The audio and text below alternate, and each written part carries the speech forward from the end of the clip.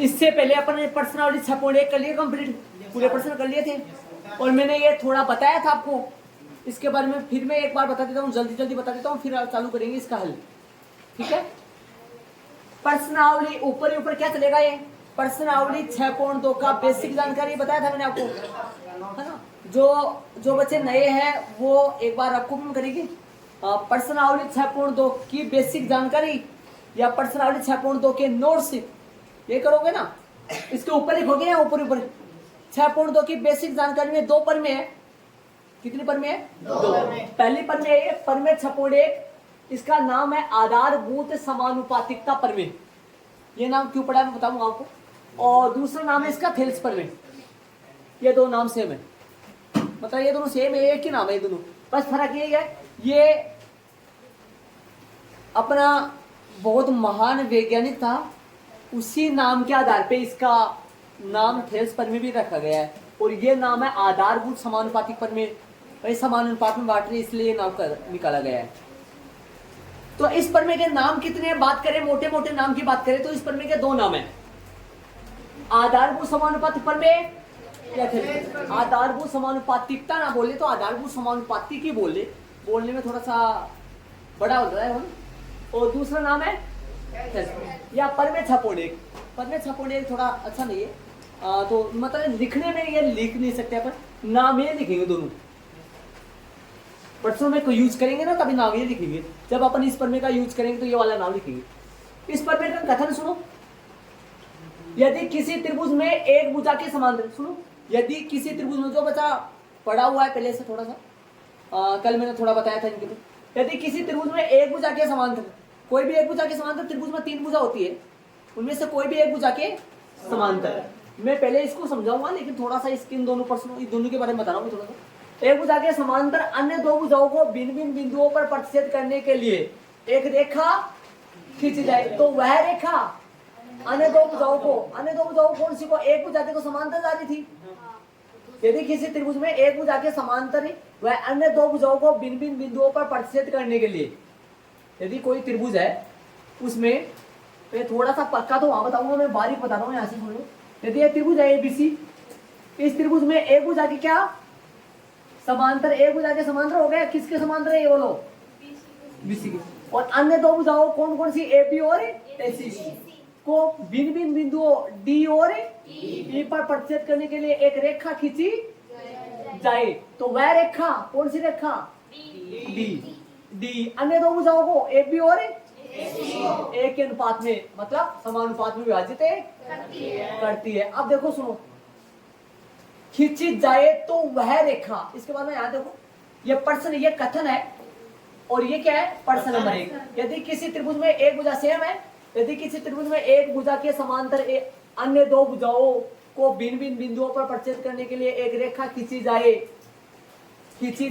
तो दर्शाइए, खींची जाए तो दर्शाइए, तो और वह के बीच में, तो और वह के बीच में क्या लगाया है, वह रेखा अन्य 2 भुजाओं को एक ही अनुपात या समानुपात में विभाजित दर्शाइए कि, देखो सीधे आपके क्वेश्चन में यदि इन 3 नामों में से कोई सा भी नाम है 4 में से, दर्शाइए कि, सिद्ध कीजिए कि, दिखाइए कि, प्रदर्शित कीजिए, यहाँ से वो आएगा, कौन सा आएगा यहाँ,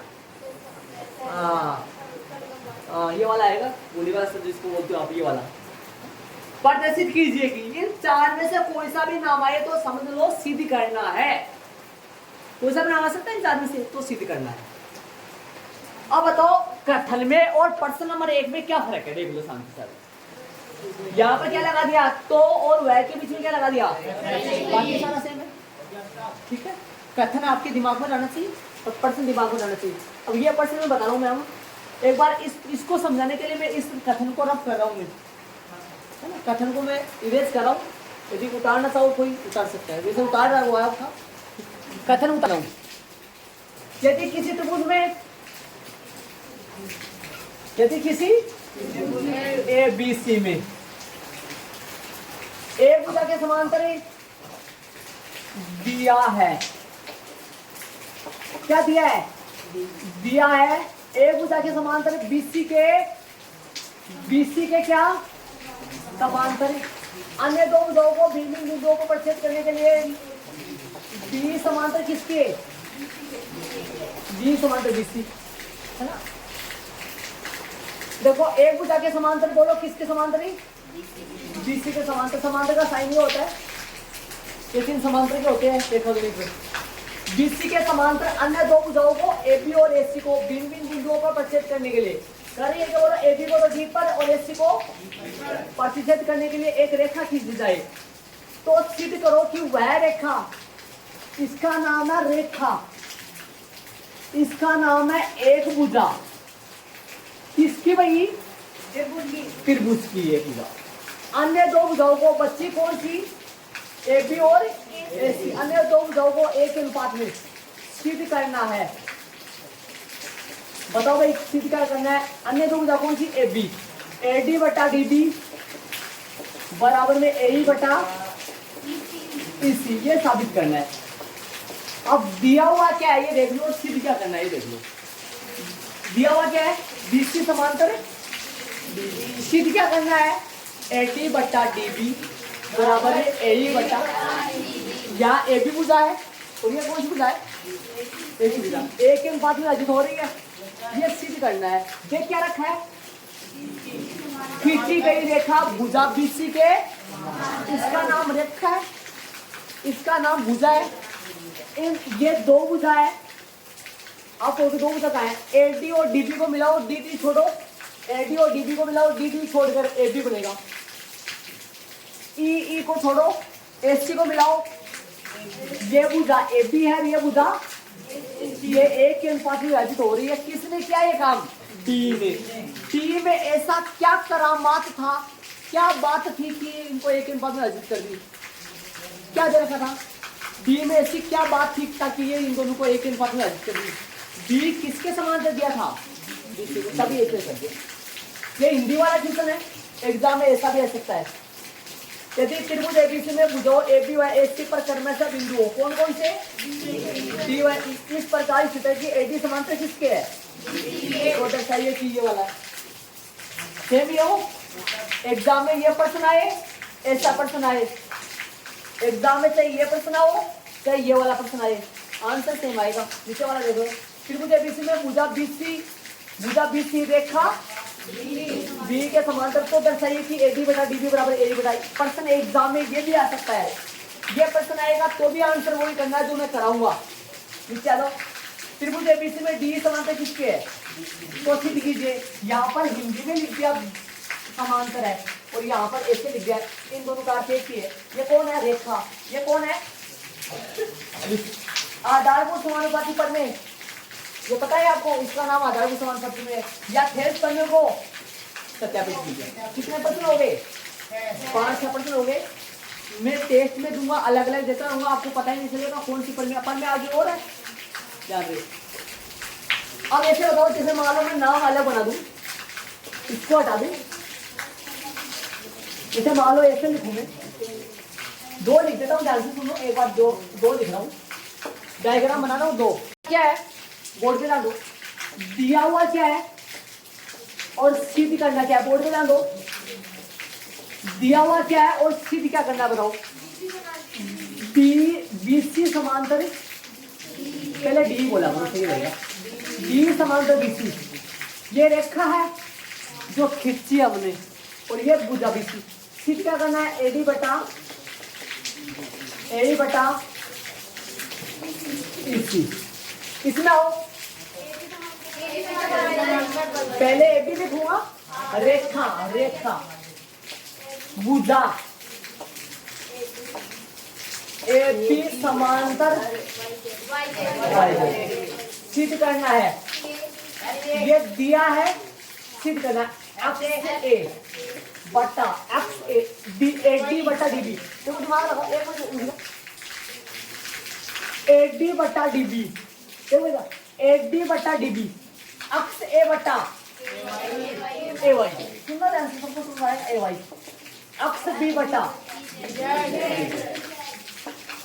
ये दिया है, ये सिद्ध करना है, ये लाना है, ये दिया है, ये सिद्ध करना है। एक बार मारवाड़ी बात हम बोलूंगा, ध्यान से सुनना।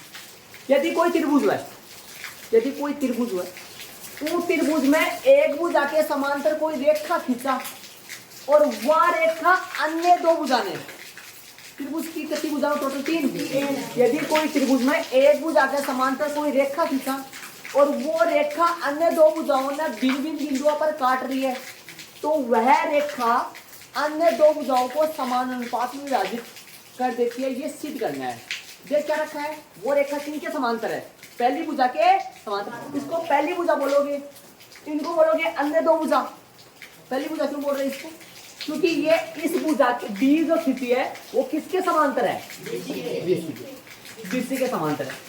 अब एक बार ध्यान लगा के इन सभी प्रश्नों को गौर से समझ लो। इनको, इन सभी प्रश्नों का आंसर एक ही आएगा। एग्जाम में ये भी दे सकता है, ये भी दे सकता है, ये भी दे सकता है। इन सबका हिंदी अर्थ एक ही। लेकिन एक बात सुन लेना, यदि एग्जाम में ये क्वेश्चन दे तो आप त्रिभुज का नाम कोई सा भी लिख सकते हैं, लेकिन त्रिभुज एग्जाम में ये क्वेश्चन दे तो आपको त्रिभुज एबीसी ही लेना पड़ेगा। और ये क्वेश्चन दे तो भी एबीसी लेना पड़ेगा, क्योंकि इसमें त्रिभुज एबीसी के लिए बोल रखा है। क्या इसमें त्रिभुज एबीसी के लिए बोल रखा है प्रश्न में? कोई सा भी त्रिभुज ले सकते हैं, चाहे ये ले लो चाहे ये ले लो, है ना। ठीक है, अब मैं इनको रब करूंगा। ये प्रश्न है सारे, इनके नीचे इनके आंसर आएंगे। आंसर क्या निकलेगा आपसे मैं पूछूं, ध्यान से सुनना, उत्तर क्या आएगा। यदि मालूम मैं ये लेके चलूं और ये लेके चलूंगा मैं, क्योंकि ये वाला है ना, ये वाला है ना, ये वाला, इस क्वेश्चन का आंसर नहीं होगा।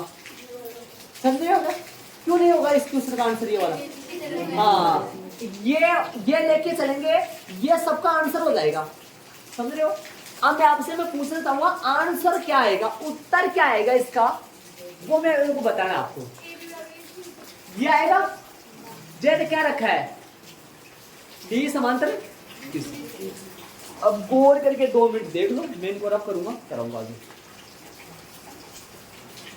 एक अब लगाओ, इसका क्या लगाओगे, आंसर हल। और हल के ठीक ऊपर ऐसा लिख देना, ऊपर लिख देना आप थोड़ा सा, कौन सा रूप है, छोटा रूप है। अभी जो मैंने क्वेश्चन लिखाया वो छोटा रूप वाला था। छोटा रूप क्या होता है वो सुनो। दिया क्या दिया जाएगा, आपको उतारना नहीं है, बोर्ड पे देखो एक बार, किसी को कुछ नहीं उतारना है। डी समांतर बीसी सिद्ध करना है। सिद्ध करने का दूसरा नाम हो, तीसरा नाम, चौथा नाम भी याद रखे। सिद्ध करना है, एडी बटा डीबी बराबर में ए बटा इसी, ये प्रूव करना है, सिद्ध करना है। दे रखा ये है, लाना ये है। बड़ा रूप में देखो, बड़ा रूप में देखो, दिया क्या रहेगा, बड़ा रूप में आ जाओ, देगा यही, डी समांतर क्या देगा, बीसी देगा, लेकिन प्रूव करना अलग होगा। देखो सिद्ध करना में, सिद्ध करना में आओ, ध्यान से देखना, सिद्ध करना है तो ये करना है। हाँ देखना, बड़ा रूप देखो, एडी बट्टा ए बी बराबर में ए बट्टा ए सी। आप कहोगे सर एक और बनेगा ऐसा, तो दिमाग लगाओ, एक और बनेगा ऐसा। देखो ध्यान से, डीबी बट्टा ए बी ए सी बट्टा ए सी। ध्यान से देखो, गौर करके देखो तीनों, इनको नहीं, आप जो मैं कहूँ ना उनको देखो। आप सिरा बना, दिया हुआ दोनों में सेम है, दिया हुआ तीनों में सेम है। ये भी बड़ा रूप ही मानो आप, इसको भी बड़ा रूप है, दिया हुआ तीनों में सेम है, इसमें भी दिया हुआ ये आएगा। सिद्ध करने वाले को ध्यान लगा के देखो, सिद्ध करने वाले को ध्यान लगा के देखो, तीनों में ध्यान लगा के देखो। ब्रह्मा विष्णु महेश तो वो बोलते हुए क्या रास लीला में बैठते हैं, भक्ति करते हैं कोई, उसमें देखो ध्यान लगा के देखो क्या फर्क है। हाँ, आपको लगता है कि दोनों बड़े हैं और आपको लगता है ये छोटा है, नहीं लगता है। थोड़ा थोड़ा दिमाग लगाओ, देखिए वास्तव में सही बात है। ये एडी और डीबी टुकड़े हैं, ये कौन सी भुजा है, टुकड़े हैं एबी के, ये भी टुकड़े हैं एसी। यहाँ पर टुकड़ा है पहला टुकड़ा, लेकिन ये फुल भुजा एबी है, और ये टुकड़ा है लेकिन ये फुल भुजा, ये टुकड़ा है सेकंड वाला, नीचे वाला टुकड़ा, ये दोनों सेकंड वाले टुकड़े हैं, नीचे वाले टुकड़े, और ये फुल भुजा है। और ये फर्स्ट वाले टुकड़े, ऊपर वाले टुकड़े, फर्स्ट वाले ऊपर वाले टुकड़े, और ये फुल भुजा है, इसलिए इनको बड़े रूप बोला जाता है। उनको आप कहोगे ऐसा भी एक और बनेगा सर, ऐसा तो क्या बनेगा बताओ, आपको बनेगा कि नहीं बनेगा ना, ऐसा नहीं बनेगा, ऐसे तो बनेंगे। अपने इसको तो मानता हूं मैं छोटा रूप, एग्जाम में कई बार है ना, कई बार एग्जाम में हिंदी वाला प्रश्न देता है ना, वो हिंदी वाला प्रश्न याद करो, पहला प्रश्न लिखवाया था मैं हिंदी वाला। हिंदी वाला प्रश्न दे तो ये भी कर सकते हैं आप, और ये भी कर सकते हैं, ये भी कर सकते हैं, लेकिन इन दोनों में से अपन ज्यादा मतलब इसको देते हैं। एग्जाम में ये आता है, ये नहीं आता है, कभी भी नहीं पूछता है। हाँ, प्रश्न एग्जाम में ये पूछता है, तो इसको नहीं लेंगे अपन। कौन से को लेंगे? इसको लेंगे अपन, इसको लेंगे ना। ध्यान रखिए, एक मिनट जो इधर मांग का निकलेगा, इसको नहीं लेते अपन, इसको लेके चलते हैं इन दोनों। ये छोटा रूप और ये बड़ा रूप, समझ रहे हो क्या? एग्जाम में ये दोनों पूछते। यदि ये आता है ना एग्जाम में, हिंदी वाला प्रश्न आए ना, हिंदी वाला कौन सा जो पहला लिखवाया था, उसमें आप ये भी कर सकते हैं, लेकिन प्रश्न नंबर दूसरा है जिसमें क्या सिद्ध करने के लिए बोला था मैंने, बताओ। सिद्ध करना है, ऐसे लिखाया था, सिद्ध करना है कि ये दिया था कि ये सिद्ध करना, ये सिद्ध करना है, तो ये और ये वाला मैं कराऊंगा इसी का बड़ा रूप में। तो कौन सा रूप है? ये छोटा रूप है। और वो हिंदी वाला प्रश्न छोटा रूप का भी प्रश्न है और बड़ा रूप का भी प्रश्न है, लेकिन वो नीचे प्रश्न है ना जिसमें ये सिद्ध करने के लिए बोला था, वो छोटा रूप का ही प्रश्न है। तो मैं छोटा रूप का प्रश्न करवा रहा हूँ आपको। जो मैंने लिखवाया था पहले, मैंने छोटा रूप लिखवा दिया था, लेकिन पीछे मिटाया था, उसमें छोटा रूप नहीं लिखा था। तो जो बच्चा छोटा रूप नहीं लिखे, यहाँ पर लिख देगा छोटा रूप। कौन सा रूप चल रहा है? छोटा रूप चल रहा है। अपन अपनी भाषा से छोटा रूप बना लिया, बल्कि किताब में छोटा रूप वगैरह नहीं लिखा हुआ है, ताकि आपके समझ जाए, आप इस बात को आप ऐसे, है ना, तरीका अपना लिया, तरीका अपना के करवा रहा हूँ। ये छोटा रूप है, वो बड़ा रूप है। ये कर रहा पहले, ये बात नहीं। सिद्ध करने वाला जो प्रश्न है, कोई भी सिद्ध करने वाला प्रश्न, उनको इनसे करते हैं। दिया हुआ है, सिद्ध करना है, रचना उपपत्ति। किसी प्रश्न में रचना होती है, किसी प्रश्न में रचना नहीं होती है, वो मैं बताऊंगा आपको थोड़ा थोड़ा तरीके से। पहला टॉपिक चल रहा है, दिया हुआ है। क्या दिया हुआ है अपने? देखो, त्रिभुज एबीसी में डी समांतर किसके दे रखा है? त्रिभुज एबीसी में डी समांतर बीसी ये दे रखा है। कितना दे रखा है? ये दे रखा है ना। सिद्ध करना है, सिद्ध करना है। एक ही पेन से लिख दिया मैं।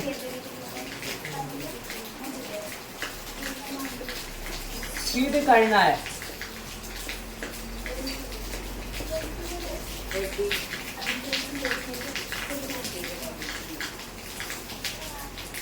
सिद्ध करना है एडी बटा डीबी बराबर ए बटा, ये सिद्ध करना है।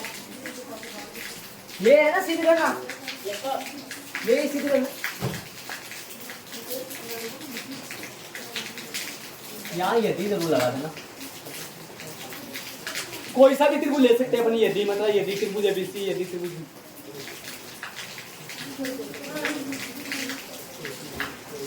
रचना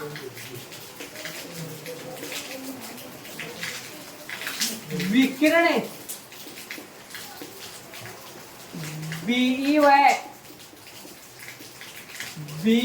किसको मिलाया? विकिरण बी वाई किसको मिलाया? सीडी को मिलाया। देखो देखो, विकिरण बी वाई सीडी कहाँ है? खोजो। विकिरण है क्या वो, है ना, वो मिलाएंगे अपन, है ना, बी वाई सीडी को मिलाएंगे। देश देश से रचना का काम टूटी हुई रेखा से, इसके लिए यूज करना है।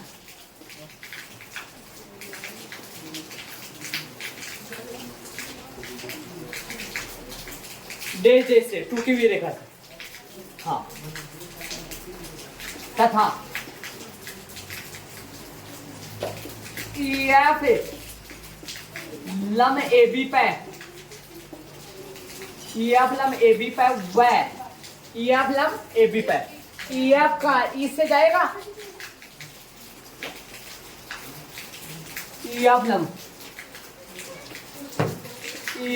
AB, EF लम किसके ऊपर है? AB, AB के ऊपर पूरा पे लम है, AB पे लम है। व DG lump AC, DG lump AC खींचा, ये रचना होगी। उपपत्ति चलेगा, उपपत्ति ऐड करो शांति, मुंह बंद कर, इधर डालो। ये डायग्राम आपको नहीं बनाने, ये डायग्राम आपको नहीं बनाने ये। अब यहाँ पे आओ, ध्यान से सुन लेना एक बार। दिया हुआ है, आगे डेस, नीचे लाइन। ये क्या दिया हुआ है? त्रिभुज एबीसी में, अभी बताया था आपको क्या दिया हुआ है, क्या सिद्ध करना था, जस्ट पहले बताया था। त्रिभुज एबीसी में डी समांतर किसके है? बीसी के। ये समांतर के जो लाइन है, ये थोड़ी बड़ी लाइन खींचनी है, ध्यान में, नीचे से ऐसे ज्यादा बड़ी है। डी समांतर किसके है? ये रेखा है जो हमने खींची है, ये त्रिभुज की एक भुजा है। नीचे वाली लेते हैं अपन ज्यादातर, ऊपर वाली ले सकते हैं, लेकिन यहाँ नीचे वाली ले दे ताकि आसानी से समझ आ जाए। ये दे रखा है, ये दे रखा ना। Yes sir. सिद्ध क्या करना है? अन्य दो भुजाएं ए बी और AC एक के अनुपात में विभाजित हो जाए, ये सिद्ध करना। ए बी है, ये दिमाग लगाओ। डी छोड़ो, डी छोड़ दो, ए बी बनेगा। डी क्यों आया बार बार, दो बार डी क्यों आया? क्योंकि ए बी को डी काट रहा है, तो इस पार्ट में भी डी आएगा। ये कौन है? एडी और AC एक के अनुपात में, AB और AC एक के अनुपात में विभाजित हो रही है, ये सिद्ध करना है। इन दो पॉइंटों में किसी के दिक्कत है तो पहले बताओ। दिया हुआ में सिद्ध करना में किसी के डाउट है तो वो बताओ। दिया हुआ में और सिद्ध करना में किसी के डाउट है तो वो बताओ मेरे को। चित्र में मत देखना, चित्र में जाना मत। चित्र में डेढ़ से ये क्या हुआ, ये पता नहीं आपको। आपको सिर्फ चित्र इतना ही देखो, ABC में ये टूटी हुई लाइन जो है ना, टूटी हुई लाइन डेस से, ये मत देखो। आप नॉर्मल मोटा सा चित्र देखो और दिया हुआ सिद्ध करना तक देख लो, फिर मैं आगे बढ़ूंगा। किसी के डाउट है तो बोलोगे, और डाउट नहीं है तो समझ गए यार, ठीक है सर आ गया, वो मत बोलो। बहुत सारे बच्चे हैं तो फिर हाँ जो हाँ AD बटे BD है तो इसमें से AD बटा DB है, तो इसमें से ऐसे नहीं हो सकता कि AB का मध्य बिंदु D। मध्य बिंदु नहीं है यहाँ, ये मध्य बिंदु है ही नहीं। नहीं वैसे बट्टे में उस हिसाब से हो सकता है, लेकिन फिलहाल ये मध्य बिंदु डी नहीं है, मध्य बिंदु डी नहीं है। ये बिंदु कहीं पे भी हो सकता है, लेकिन यहाँ अनुपात बराबर आएगा। अनुपात का मतलब बताओ आपको मैं, अनुपात कैसी होती है मैं बताऊँ आपको। मान लो ये 10 सेमी है, AD 10 सेमी है, सुनना, और ये DB है ना, ये DB है 15 सेमी। मान लो मैं बता रहा हूँ 15 सेमी तो नहीं हो सकती, मान लो ये 10 सेमी है, ये 15 सेमी। कौन 10 सेमी है? AD 10 सेमी है, BD 15 सेमी। हाँ, और ये मान लो दूनी कर दूं, ये 12 सेमी है, और ये तिया कर दूं तो 18 सेमी है। अब मान रखो जरा, इसमें आके मान रखो एक बात, दिमाग से मान रखना। AD बटा DB 10 बटा 15, AE मतलब 12 बटा EC। इनको काट के देखो, देखिए एकदम बराबर आएगा क्या? नहीं आएगा, मैंने गलत कर दिया क्या? 5 दूनी 10, 5 3 15, 6 दूनी 12, 36, 2/3 बराबर 2/3। क्या AB का रूप, AB क्या D ने AB को, D ने तो AB को, D ने तो AB को, और AC E ने एक ही अनुपात में विभाजित किया है, किया है कि नहीं किया है? ऐसा अनुपात इसको कहते हैं अनुपात। यहाँ DAB का मध्य बिंदु नहीं है और EBAC का मध्य बिंदु नहीं है। हो सकता है मध्य बिंदु, लेकिन यहां नहीं है जी। रचना में आएंगे। रचना क्या होता है? सुनो, रचना क्या होता है? दी हुई बात से सिद्ध करने वाला लाने के लिए कुछ कम पड़ जाए, कुछ किसी की हेल्प ले, किसी। रचना क्या होती है? रचना सुन लो पहले। दी हुई बात से सिद्ध करने वाला लाने के लिए किन्हीं बातों की कमी पड़ जाती है, या कुछ बात अपनी तरफ से मिलाते हैं, कोई रेखा मिलाते हैं, कोई रेखा खींचते हैं, उसी को रचना कहते हैं। दी हुई बात से सिद्ध करने वाली बात लाते हैं ना अपने, तो अपने को किसी की हेल्प लेनी पड़ती है, कोई रेखा खींचनी पड़े या कोई और कुछ काम करना पड़ता है। उस बात को ही एडवांस में जो काम करते हैं ना चित्र में, उस एडवांस काम को ही क्या कहते हैं? रचना। ठीक है? क्या एडवांस में किया मैंने? जब इनकी पढ़ेगी वो आगे पता चलेगा आपको, नीचे पता चलेगा कहाँ है, लेकिन क्या क्या वो सुन लो। ये चतुर्भुज है, चतुर्भुज में विकिरण होती है, जानते हैं विकिरण चतुर्भुज में विकिरण क्या होती है?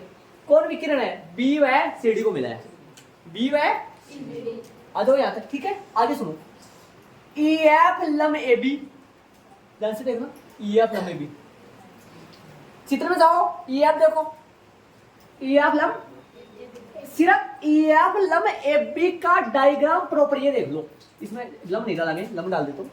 ई एफ लम ए बी का डायग्राम ये देख लो प्रॉपर, ये वाला, ये ई एफ लम ए बी का ही है। ये किसका डायग्राम? दिमाग लगाओ ना, मैंने कौन सा डायग्राम इधर कर दिया, कौन सा डायग्राम उधर कर दिया। मैंने इसमें से काटा इधर लिया, इसमें से काटा उधर लिया, दिमाग लगा लो, कौन सा पता चल गया होगा, कौन सा क्या पता ना। जाओ कटिंग करो, इधर आओ, ऊपर ले लो, इधर से करो, इधर ये ई एफ लम ए बी का है। मैं आपसे मैं पूछूं, त्रिभुज एडीई में एडी आधार लूं तो लम क्या लूंगा? E F. आपने यदि लम आधार का जोड़ा संगत लंब ऊंचाई देखा कक्षा 7 में प्रश्नावली, यदि आधार एडी लेंगे ना तो ऊंचाई आपको ई एफ लेना पड़ेगा त्रिभुज एडीई में, और त्रिभुज बीडीई में आधार यदि बीडी लोगे ना तो ऊंचाई इसका ई एफ ही है।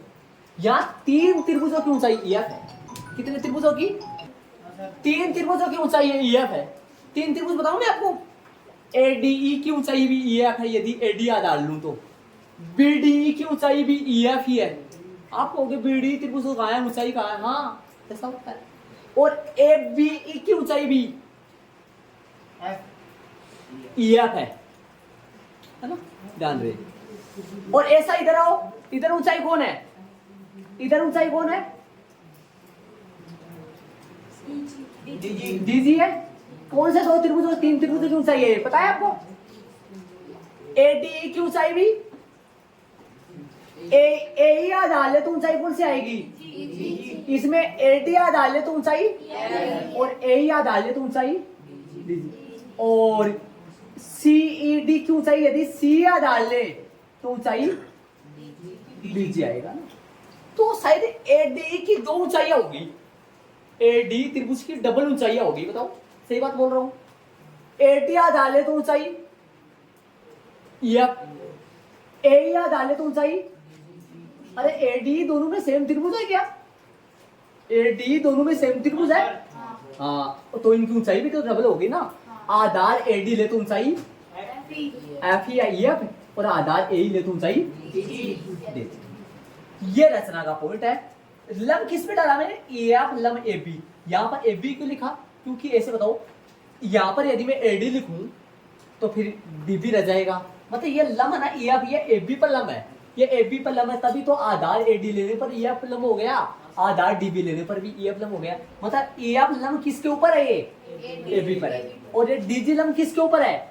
ए सी पर है। खींचा, ये रचना देख लो आप। विकिरण कौन है? बी व सी डी। एक बार थोड़ा बच्चा जो पहले से स्ट्रॉन्ग है, छोटी क्लासों में अच्छा समझ, उनके थोड़ा अच्छा समझ आ जाएगा, उनके भी करीबन 90% थोड़ा सा समझ आएगा।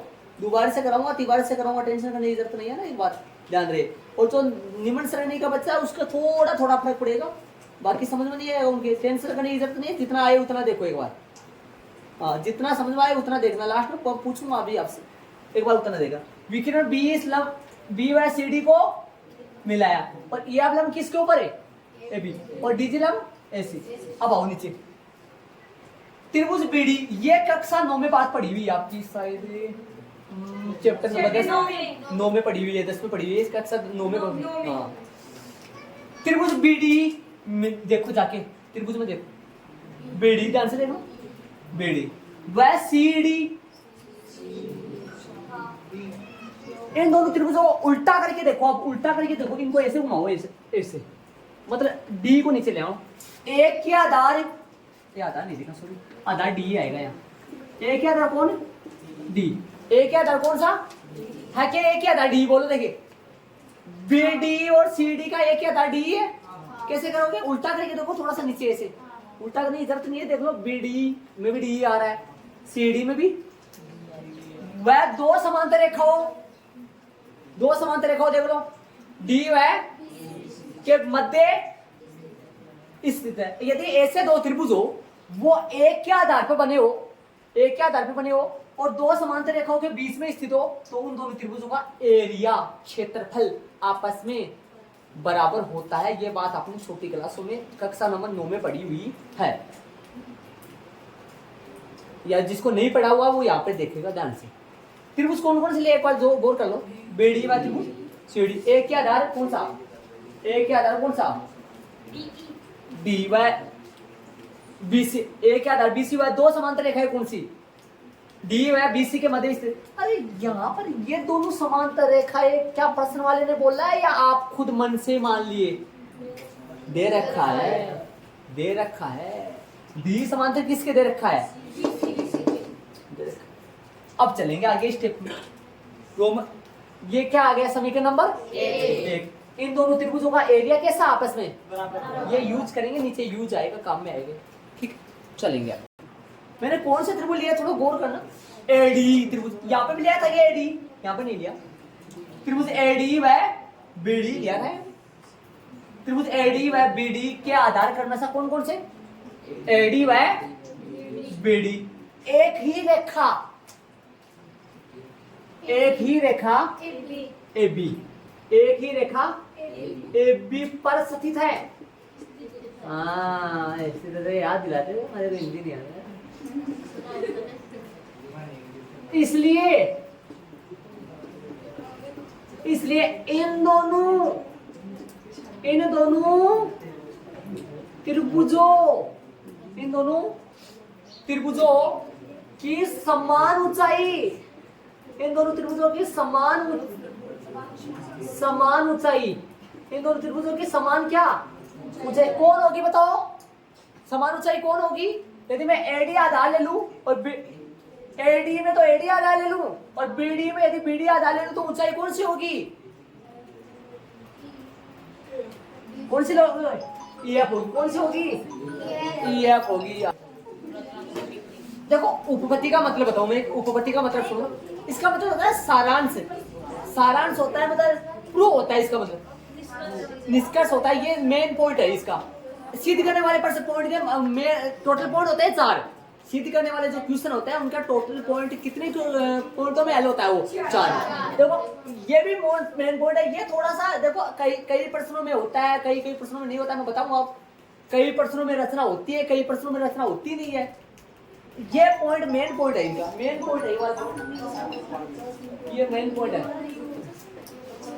आना है जी बरसात को देख के थोड़ा सा इधर उधर, बरसात को लेट से आना है। ये क्या है पॉइंट है? मेन पॉइंट है ये वाला, ये वाला। अब नीचे वाला पॉइंट देखो, एक बार थोड़ा सा नीचे हो, पूरा हो जाए जल्दी, थोड़ा बीच में रहेगा। एडी व बीडी के आधार कर्म से एडी व बीडी एक ही रेखा एबी पर स्थित है। एक ही ऐसा कंडीशन हो ना, कहीं ऐसी कंडीशन हो, ऐसी उस कंडीशन में ये जो ईस्ट से जाने वाली रेखा ना, ईस्ट से जाने वाली रेखा, तो ईएफ क्या होगी? उन दोनों त्रिभुजों की क्या होगी? वो ऊंचाई। अब सुनना, अब अपन एरिया निकालेंगे। अब दोनों त्रिभुजों का एरिया निकालेंगे बटे में। अब सुना ध्यान से, एरिया त्रिभुज बोर्ड पे देखना। एरिया त्रिभुज पहले कौन सा त्रिभुज है? एडी बटा में एरिया त्रिभुज बीडीई। त्रिभुज का क्षेत्रफल 1/2 गुना आधार गुना ऊंचाई होता है। त्रिभुज का क्षेत्रफल क्या होता है? 1/2 गुना आधार गुना ऊंचाई। 1/2 गुना 1/2 गुना आधार गुना ऊंचाई। 1/2 गुना आधार गुना ऊंचाई। 1/2 गुना 1/2 आधार गुना ऊंचाई। आधार ऊंचाई ऊपर लिखा हुआ है, ऊपर लिखा हुआ है। एडी का आधार एडी, ऊंचाई दोनों की सेम। बीडी का आधार बीडी, ऊंचाई दोनों की सेम है, लिखा हुआ है। ऊंचाई दोनों की सेम है, ऊपर लिख दिया मैंने। ईएफ और यहाँ ईएफ ऊपर लिखा हुआ है। ईएफ दोनों की सेम ऊंचाई। ईएफ से ईएफ कट गया, 1/2 से 1/2। अगली स्टेप क्या आएगी वो सुनो। ये देखो, अरे एडी और बीडी ऊंचा आधार थे ना दोनों के, और ईएफ दोनों की क्या थी? ईएफ से ईएफ कट गया, 1/2 से 1/2। अगला स्टेप क्या आएगा? अगला स्टेप आएगा एरिया त्रिभुज कौन सा, एडीई, नहीं एरिया त्रिभुज एडीई है क्या, एरिया त्रिभुज एडीई, एडीई बटा में कौन सा त्रिभुज है, ये पूरा नहीं हुआ, रेड पेन से करूँ अभी पूरा नहीं हुआ, एरिया त्रिभुज एडी, अभी ये पार्ट पूरा नहीं हुआ, एरिया त्रिभुज एडी, एरिया त्रिभुज कौन सा, बेडी, बराबर में क्या आएगा बता सकते हो, क्या बचा शेष, एडी बटा बेडी, समीकरण नंबर 2, समीकरण नंबर 2। बस अब ध्यान देना, अब अगली स्टेप देखो, ये वो आगे 2 पार्ट हो गए, एक पार्ट हो बचा है, एक बार है ना ऊंचाई का मसला तो करूंगा, एक बार है ना थोड़ा सा ना, एक बार ऊंचाई वाला भी बात बताऊंगा मैं आपको, ये बीडी त्रिभुज की ऊंचाई ये कहां से आई, ध्यान से सुन रहे हो। अब एक बार इसको देख लो, अब इस चीज को एक बार क्या है, एडी, यहाँ पे 2 त्रिभुज कौन से लिए पहले गौर करना, बीडी व सीडी, समझ गए।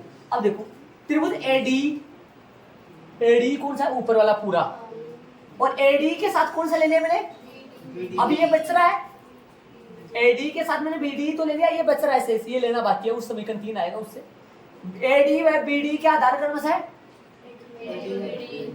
एक की रेखा एबी पर, इसलिए इन दोनों त्रिभुजों की ऊंचाई समान ऊंचाई, समान ऊंचाई मतलब क्यों, समान ऊंचाई मतलब क्या हुआ, मतलब दोनों की ऊंचाई, ठीक। एरिया त्रिभुज एडी बटा एरिया त्रिभुज, त्रिभुज का क्षेत्रफल का सूत्र 1/2 गुना आधार गुना ऊंचाई होता है, 1/2 आधार, आधार ऊपर लिखा मैंने और इसका आधार भी लिखा है, समान ऊंचाई भी लिखा है, ये से ये 1/2 से 1/2 कट गया, कट गया, आ गए आगे वाली स्टेप ये आ गई, समीकरण 2 तक आ गए। अब यदि रेड पेन से जो काम किया मैंने, रेड पेन में कौन से 2 त्रिभुज लिए थे, अब मेरी बात सुना, गोल लगा के सुनना, ध्यान लगा के, यदि रेड पेन में ये 2 मैंने त्रिभुज लिए हैं, रेड पेन की तरह यदि एडी के साथ मैंने बीडी तो ले लिया, और यदि मैं एडीई के साथ, एडी के साथ मैंने बीडी तो ले लिया, एडी के साथ मैंने बीडी तो ले लिया, और एडीई के साथ यदि मैं सीडी लूं, और एडी के साथ यदि मैं सीएडी लूं, तब ये पूरी की पूरी यहां तक लाइन क्या लिखेंगे, वो लिखेंगे नहीं, इसी प्रकार में आएगा, लिखेंगे नहीं, बड़ा सवाल हो जाए इसे, क्या लिखेंगे वो बोलना है मन से, मैं बोल रहा हूं एक बार ध्यान से सुन लेना, वापस बोलूं मैं क्या बोल रहा हूं, मैं बोल रहा हूं एडी त्रिभुज के साथ मैंने ले लिया, एडी त्रिभुज के साथ ले लिया मैंने बीडीई, मैंने क्या लिखा फिर एक बार इसको समझो, त्रिभुज एडी व बीडी के आधार क्रम से एडी व बीडी, एक ही रेखा, इसलिए इन दोनों त्रिभुजों की समान ऊंचाई यह होगी। यदि एडी के साथ में बीडी लेके तो मैंने समीकरण 2 निकाल लिया, यदि मैं एडी के साथ में सीडी लूं तो अपन क्या बोलेंगे, इसी के अनुसार सेम क्या करेंगे अपन, वो मैं आपसे मैं पूछना चाह रहा हूं, लेकिन मैं पहले मैं बता रहा हूं आपको, शायद कई बच्चों के दिमाग में आ गया होगा। त्रिभुज एडी, यहाँ एडी लिख देंगे नाम, वह त्रिभुज सीडी के आधार क्रम से एडी व नहीं एई व इसी, एई व इसी, एक ही रेखा एसी पर स्थित है, इसलिए इन दोनों त्रिभुजों की समान ऊंचाई डीजी होगी, जो खींचा था डीजी होगी, डीजी होगी। फिर नीचे लिखेंगे एरिया त्रिभुज एडी बटा एरिया त्रिभुज सीईडी, सीईडी बोलो तरीके से बोलो सही, 1/2 आधार, आधार एई बटा इसी, यहां समान ऊंचाई डीजी, डीजी डीजी से डीजी कट गया, 1/2 से 1/2 कट गया, डायरेक्ट क्या आएगा, इसी प्रकार, इसी प्रकार त्रिभुजों, इसी प्रकार त्रिभुज, इसी प्रकार त्रिभुज एडी, कौन सा एडी व त्रिभुज सीई डी में भी, ऐसे उनमें भी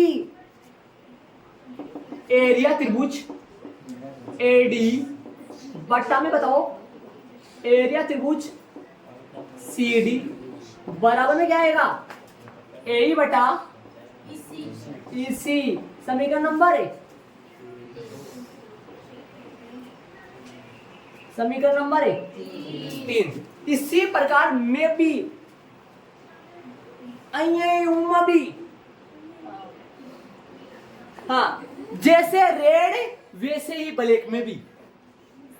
बोलना कोई भी ध्यान से आगे हो, ऐसे बताओ मेरे को, यदि रेड पेन वाली बात इन दोनों त्रिभुजों में लिखे अपन, रेड पेन वाली बात इन दोनों त्रिभुजों में लिखे अपन, कौन से दो त्रिभुजों में? यहाँ पर त्रिभुज कौन सा लिया? एडीयू है बीडी। यदि रेड पेन वाली बात इन दोनों त्रिभुजों में लिखे, कौन से में?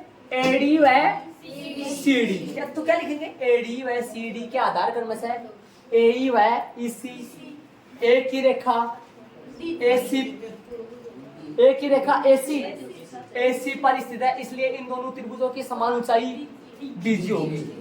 फिर अगली स्टेप क्या आएगा? ये इस स्टेप में क्या होगा? 1/2 से 1/2 कट जाएगा, डीजी से डीजी, और इधर त्रिभुज कौन सा आएगा? ऊपर तो एडी ही आएगा, लेकिन नीचे ऐसे बताओ। मैंने स्टार्टिंग में पहला पार्ट ये, इस पार्ट में मैंने क्या किया? बीडी के साथ सीडी ले रहा हूं। इन दोनों त्रिभुजों को बारी बारी से, इन दोनों त्रिभुजों को बारी बारी से एक बार तो एडी के साथ बीडी लेके चल रहा हूं, और एक बार एडी के साथ बीडी लिया तो समीकरण 2 आया, और एडी के साथ सीडी लिया तो इसमें क्या लिखेंगे अपन? यहां त्रिभुज एडी व त्रिभुज सीडी के आधार क्रम से एयू है ईसी, एक की रेखा एसी पर स्थित है, इसलिए इन दोनों त्रिभुजों की समान ऊंचाई डीजी होगी। अब आगे वाली स्टेप आ जाती हूँ। मैंने डायरेक्ट ये कटने के बाद में जो आता है ना वो लिख दिया मैंने यहाँ। समीकरण 2 3, समीकरण 1 कैसे आया? 2 और 3, 2 और 3 सेम डिजाइन से आ रहा है। अब 1 2 3 समीकरण तक आ गया तो मैं आगे बढ़ूंगा, और आएगा थोड़ा थोड़ा, आज वापस समझाऊंगा। समीकरण 1 2 3 तक समझो आ गया थोड़ा, ठीक है? आगे बढ़ूंगा। आप सुनो, समीकरण 1 का प्रयोग समीकरण 2 और 3 में करो। समीकरण 1 का प्रयोग या तो समीकरण 2 में करो या समीकरण 3 में करो, एक में कर लो। ऐसे बताओ, एरिया बीडी के बराबर कौन है? Area CD. सीडी नहीं, एरिया सीडी। समीकरण बीडी का मान सीडी है, सीडी का मान बीडी। यहां पर चेंज कर दो, समीकरण 1 से मान रखो यहां, समीकरण 1 से मान रखो यहां, समीकरण 1 से बीडी की जगह मान रखो। क्या रखोगे? समीकरण एरिया सीडी रख सकते हो ना। समीकरण 1 से मान समीकरण 2 में रखो, समीकरण 1 से मान बीडी की जगह क्या रखोगे? एरिया। यदि मैं यहाँ एरिया सीडी कर लूं, यदि मैं यहाँ एरिया सीडी कर लूं, तो समीकरण 2 का बायां पक्ष और समीकरण 3 का बायां पक्ष आपस में बराबर रहेगा। समीकरण 1 से मान यदि मैं समीकरण 2 में हर में रख दूं, यहाँ हर हो रहा है, ये हर, तो ये दोनों समीकरण 2 का बायां और ये बराबर हो जाएगा। बराबर हो जाएगा नहीं हो जाएगा? समीकरण 1 का प्रयोग किसमें करूं तो तब समीकरण 2 का बायां और समीकरण 3 का बायां आपस में क्या हो जाता है? तो दायां दायां ऑटोमेटिक तो बराबर हो जाएंगे ना। ये दोनों बराबर तो फिर वो दोनों तो बराबर होंगे ना। कौन सा बराबर हो जाएगा? एडी बटा बीडी बराबर ए बटा, या समीकरण 2 में ना कर रहे हो आप तो समीकरण 1 का प्रयोग समीकरण 3 में कर लो, इसकी जगह रख दो। समीकरण 1 में सीडी का मान क्या रखोगे आप? यहाँ बीडी, यहाँ बीडी रखोगे तो उसमें तो बीडी पहले से था। अरे ये दोनों तो बराबर है ना, ये दोनों तो पहले से बराबर है, ये दोनों बराबर है। बताओ, अंश अंश से बराबर है क्या? अंश अंश बराबर है, वैसे ही बराबर है। और ये दोनों समीकरण 1 में बराबर है, ऐसे देख लो। चलो, ये दोनों समीकरण 1 में बराबर है, तो बराबर है तो समीकरण 2 का बायां पक्ष समीकरण 3 के बाएं पक्ष के तो दाएं दाएं तो ऐसे बराबर हो गए ना। जिसे मैं बात करूं, एक बात करूंगा, राम आर बराबर श्याम, राम बराबर श्याम और राम बराबर मोहन बराबर किसी मालूम? राम बराबर श्याम, राम बराबर मोहन, तो श्याम बराबर मोहन है ना। समीकरण 2 का बायां समीकरण 3 के बाएं के बराबर है, तो इनके दाएं दाएं में तो बराबर होंगे ना, तो बराबर हो गया था। ये तो लाना था इसका। ऐसे बताओ, यदि एग्जाम में सवाल, एग्जाम हुआ, टेस्ट हुआ, उनमें सवाल हिंदी वाला आता है, सुनना, यदि एग्जाम है, टेस्ट है, उनमें सवाल हिंदी वाला आता है, तो आपको यहाँ अत्ता वाली लाइन में हिंदी वाला कथन लिखना है। समझ गए मेरी बात? ध्यान से सुना। यदि एग्जाम में है, टेस्ट है, उनमें सवाल हिंदी वाला आता है। हिंदी वाला क्वेश्चन कौन सा था पता है तो है क्या? कौन सा हिंदी वाला क्वेश्चन? पहला वो आता है, तो अत्ता वाली लाइन में आपको हिंदी वाला क्वेश्चन लगा के एचपी लिखना है। और एग्जाम में, टेस्ट में सवाल दूसरा आता है जिसमें ये दे रखा है, तब आपको ये छोड़ के इसको एचपी लगा देना है। और आता वाले पर्सन यदि हर बार लिख दो, आता वाली लाइन हिंदी वाला आए चाहे कोई भी आए कुछ भी आए, और तो आता वाली लाइन आप लिख दो तो कोई गलती है क्या? नहीं, कोई गलती नहीं है। लेकिन यदि हिंदी वाला पर्सन आ रहा है और आपने यहीं पे छोड़ दिया तो फिर नंबर कटने का चांस हो, समझ रहे हो? इसलिए आप आता वाली लाइन हर बार लिख दिया करो, या हिंदी वाला पर्सन आ रहा है तब आता वाली लाइन लिख दिया करो, और इंग्लिश वाला पर्सन आए, इंग्लिश वाला कौन सा, हिंदी वाला कौन सा, ये कौन सा पढ़ाने लगे इंग्लिश, आप समझ रहे हो क्या? नीचे इंग्लिश वाला पर्सन, हाँ उसमें आप HP यही लगा देना, आता वाली लाइन मत लिखना, ठीक है? बारीकी से थोड़ा थोड़ा समझ आया होगा। और ये एक त्रिभुज वाला मीटर की बात और बता दूं, यदि ऐसा है, सुनो देखो एक बात और ध्यान से सुनना, यहाँ पर बात हो, एक त्रिभुज वाली बात और बता दूं लास्ट, ऐसा बताओ ये त्रिभुज द्विकोण त्रिभुज है, ऐसे बताओ ये कोण कैसा है, द्विकोण है क्या? थोड़ी जगह कम है मेरे पास, बड़ा सा बना था मैं, एक बार थोड़ा सा बड़ा सा और बनाऊं, ध्यान से देखना बोर्ड पे, एक बार ध्यान देना, एक बार थोड़ा सा टेढ़ा बना के समझो। ये ए, ये कौन है, ये देखो ये त्रिभुज कैसा है आपका, द्विकोण त्रिभुज है। इस त्रिभुज में ये 12 ऊंचाई होती है, 12 ऊंचाई होती है, 12 ऊंचाई होती है। ये वाला चीज मैं आपको अगली क्लास में बताऊंगा, है ना? थोड़ा सा लंबी क्लास है तो, है ना? और आगे 12 बच्चे खड़े हैं तो एक बार यहाँ तक ये गले, कौन सा रूप करे अभी, छोटा रूप। अगला रूप में पर्सन ये होगा, लेकिन इसकी जगह ये नहीं लाना आपने को, याद करो बड़ा रूप लाना पड़ेगा, AD बटा DB बराबर AE बटा EC नहीं लाना है, याद करो बड़ा रूप लाना है। क्या लाना बड़ा रूप, अभी लिख के बताया था मैंने आपको, AD बटा AB बराबर AE बटा AC, वो प्रूव करना है ना, ठीक है? बाकी अपन कल करेंगे सब।